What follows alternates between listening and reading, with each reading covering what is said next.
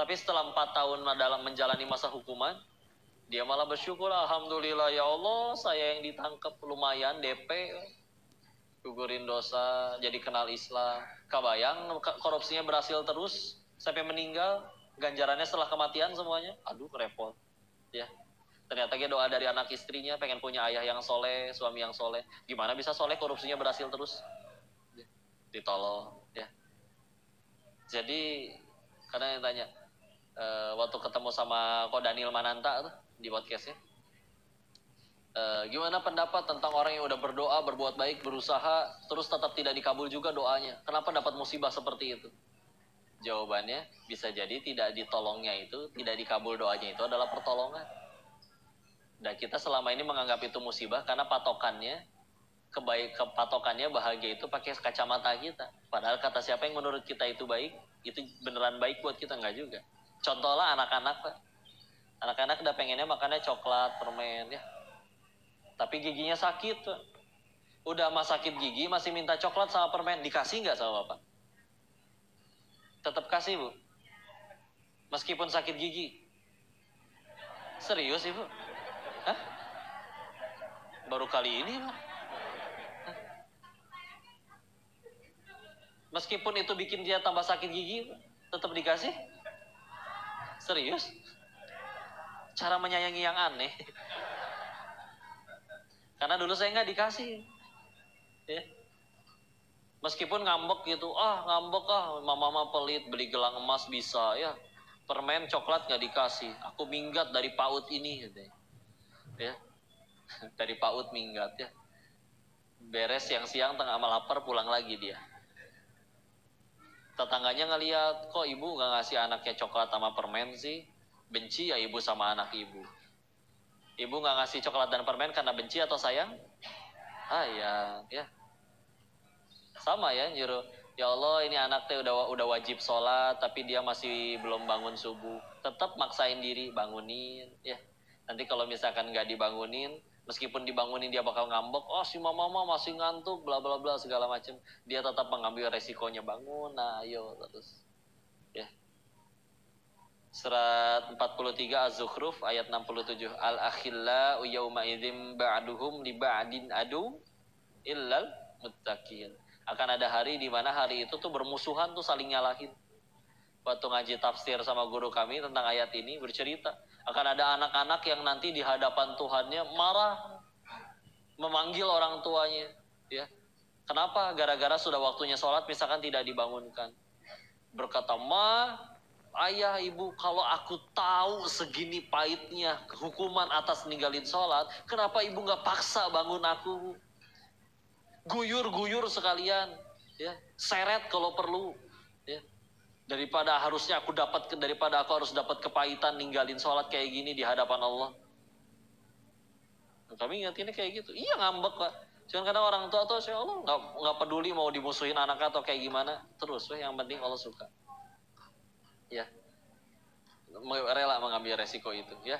Karena sekali lagi, sayang, omong kosong ngakunya sayang, tapi nggak pengen sama-sama ke surga.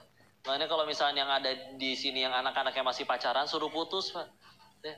Karena kalau misalkan akunya sayang, kan kalau manusia kalau sayang dengan seseorang pasti pengen selamanya dengan orang yang disayang, betul?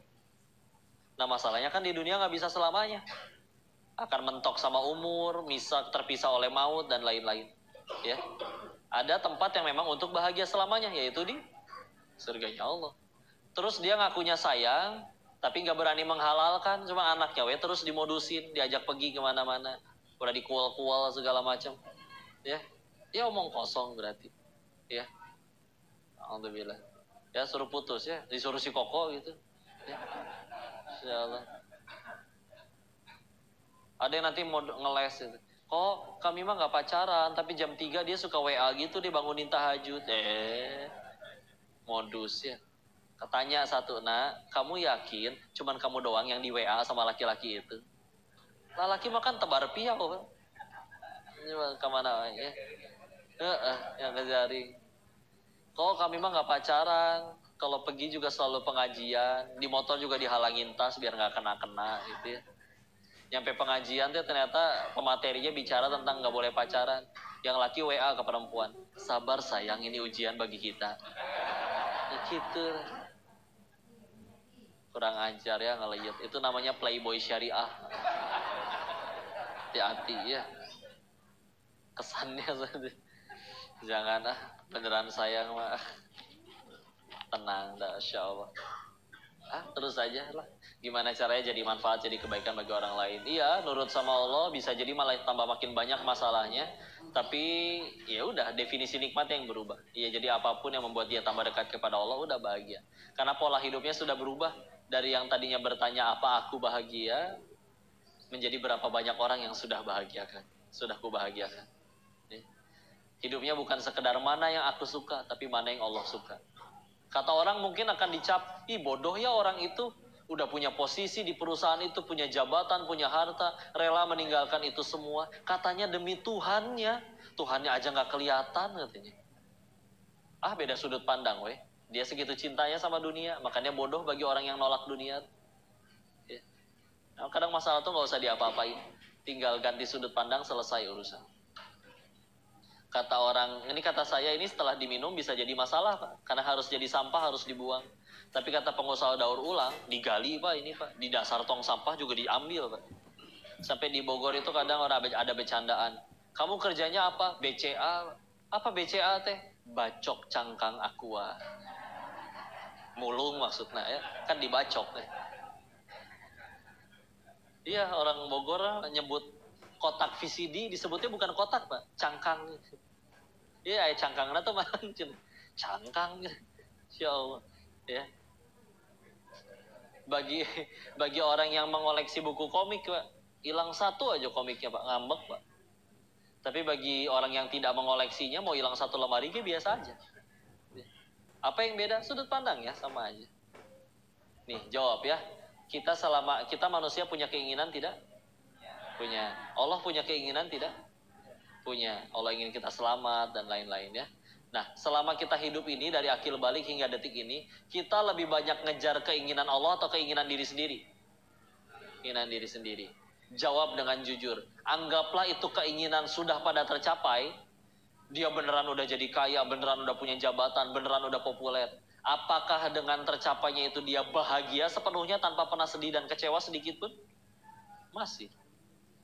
Terus harus berapa kali patah hati, sakit hati, dan kecewa lagi baru kita sadar bahwa bahagia itu bukan pada apa yang kita suka, tapi pada apa yang Allah suka. Ya.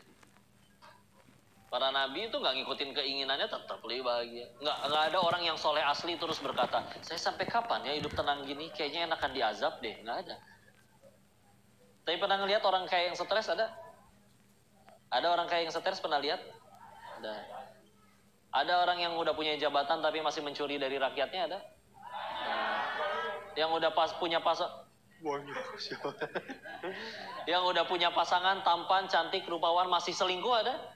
Oh, Masya Allah. Makin kenceng gitu ya. Ini loncer langsamnya kegedeannya. Gak ada, iya tuh soleh-soleha di sini Masya Allah. Oh gitu. Jangan nunjuk wah. Kadang ibu-ibu tuh bisa nunjuk orang pakai bibirnya. Hati-hati ketabuk malaikat tuh, nggak balik lagi. Segitu ya. Udahlah, jangan ya. Tenang aja. Yang penting Allah suka, udah gitu aja. Tenang. Oh, pelong itu bahkan bisa menjadi skincare terbaik. Ya. Misalkan daripada dia memang tinggi, putih, langsing, seperti bihun misalkan ya. Tapi lisannya selalu nyakitin, gak enak ya. Pengucapannya negatif ya terus ya. Mendung dikit ngambek, parah nih Allah nih, ngaco nih. Masa sore-sore gini hujan melulu? Bogor kalau udah macet, hujan, lampu merahnya seabad. Mulai ya, hiperbola. Ada lampu merah 1 abad Pak? Nggak pernah ada ya, berapa lama lampu merah 1 abad? Ya. Macet ngeluh, parah nih Bogor macetnya sekarang nih. Di luar negeri nggak ada nih macet-macet kayak gini, padahal keluar negerinya belum pernah. Yang penting ngambek dulu aja. Pak, ada sarapan apa nih pagi-pagi? Ada nasi kuning, Bu. Nasi kuning yang di depan. Hah? Kuning yang kayak pucet. Tapi pelan-pelan dicemilin habis. Itu ya, Insya Allah. Bangun tidur ngeluh. Badan tuh berasa remuk. Bohong. Coba remuk betulan, Pak. Bisa bangun? Yang di kantor gak ada yang, kalian tuh ngerti gak sih? Kepala saya tuh pecah mikirin ke kantor ini. Bohong. Coba kepala pecah di kantor, Pak. Darah di mana-mana, repot. Hiperbola, ya. Alhamdulillah. Nanya ge buat mukodimah kesombongan kadang. Anaknya udah hafal berapa juz, Bu? Alhamdulillah 1 juz. Oh, terusin. Biar kayak anak saya. Oh, anak saya kan itu, saya ngedidiknya luar biasa. Nggak peduli orang dah, aslinya mukodimah aja itu.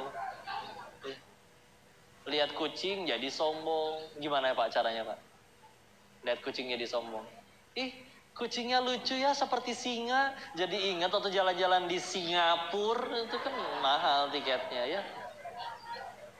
Nggak nyambung sih, Ibu. Biarin, namanya terserah yang pengen sombong aja.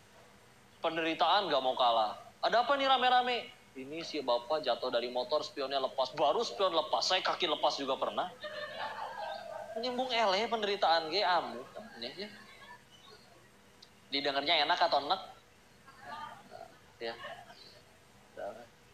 Meskipun direndam pakai serum semalaman, ya.